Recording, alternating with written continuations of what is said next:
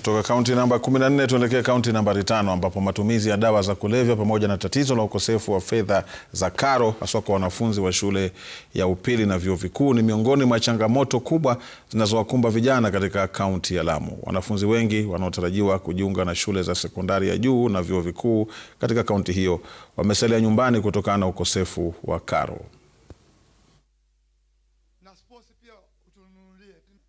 Maneno yangu nimeanzia hapo. Shukrani gavana, bwana spika, mtoto wangu bwana Madilali, kula vipi watalala, wafanyiwe majaribio.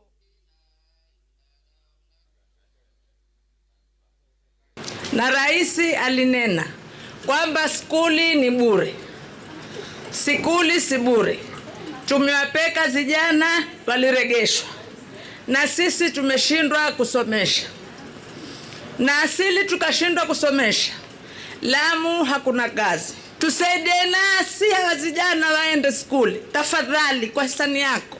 Elimu ambayo inatatiza watu wetu sana ni elimu ya primary na elimu ya secondary kama sijakosea. Leo ni miaka 13.5. Ukifanya hesabu ndogo tu ya CDF kwa muda wa miaka 13.5, milioni 200 kila mwaka ni takriban 2.6-2.7 billion.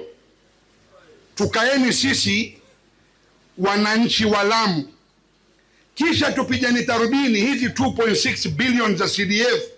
Pale wewe unapoishi kumiingia pesa ngapi?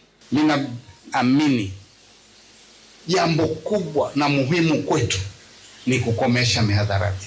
Haya mambo mengine yote tutamaliza ikiwa tutakomesha mihadharati. Tuelekee kaunti namba